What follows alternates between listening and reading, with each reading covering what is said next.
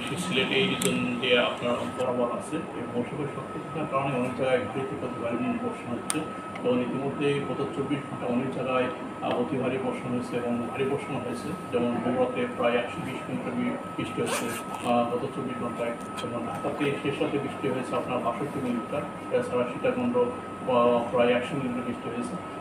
এই যে বৃষ্টি এটা হয়তো আরও চলমান থাকবে আগামী 2 থেকে 3 দিন।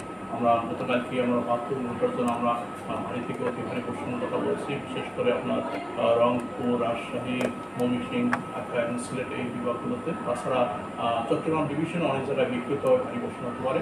যেহেতু মৌসুমী সক্রিয়তা রয়েছে এই কারণে আগামী আরও 3 থেকে 4 দিন মোটামুটি হালকা থেকে মাঝারি এই ধরনের বৃষ্টি থাকবে এবং দেশের উত্তর এবং উত্তর পূর্ব অঞ্চলে ভারী থেকে অতি ভারী বর্ষণ হতে পারে।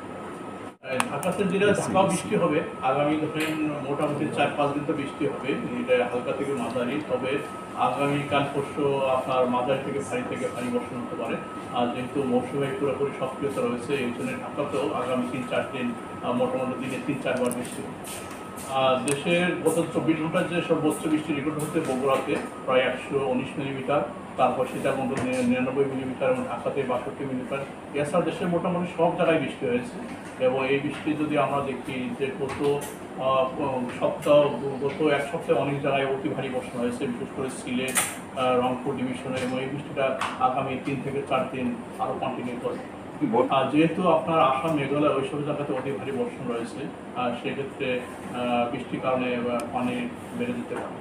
এখন হচ্ছে সাগরে ওই ধরনের কোনো নিম্নচাপ নেই এবং সাগরের সিগন্যালে নেই। যেহেতু আমি বললাম এই মৌসুমী বায়ুর অক্ষাংশ এটা দেশের উত্তর অঞ্চল এবং উত্তর পূর্ব অঞ্চলে অবস্থান করছে, এই জন্য মেজর বৃষ্টিটা আপনার হবে হচ্ছে রংপুর ডিভিশন, রাজশাহী ডিভিশন, ময়মনসিংহ, সিলেট এবং চট্টগ্রাম ডিভিশন। সে তুলনায় বরিশাল, খুলনা এইসব জায়গাতে তুলনায় কম বৃষ্টি হবে এবং সাগর মোটামুটি এই সময় যেহেতু মৌসুমী শুধু বৃষ্টিটাই থাকবে, ওই ধরনের আপনার বাতাস পাওয়ার সম্ভাবনা নেই, এই জন্য সাগরে মাছ ধরা, নৌকা ট্রলারে কোনো ধরনের সাবধানতা গ্রহণ করতে হবে। হচ্ছে টানা যেহেতু মৌসুমী সক্রিয়তা রয়েছে এই জন্য আপনার টানা বর্ষণ না হলেও দিনের ভিতরে 1 থেকে 2-3 বার বৃষ্টি হওয়ার সম্ভাবনা রয়েছে, বিশেষ করে আমি যেটা বললাম উত্তর অঞ্চল এবং উত্তর পূর্ব অঞ্চলে এইসব জায়গায়। রাজধানীও বৃষ্টি হবে, যেটা আজকেও হালকা থেকে মাঝারি এবং মাঝে মাঝে কুড়ি বৃষ্টি, তবে দেখা যাচ্ছে আগামী 2-3 দিন মোটামুটি অনেক জায়গায় মাঝারি ধরনের ভারী বর্ষণ হতে পারে।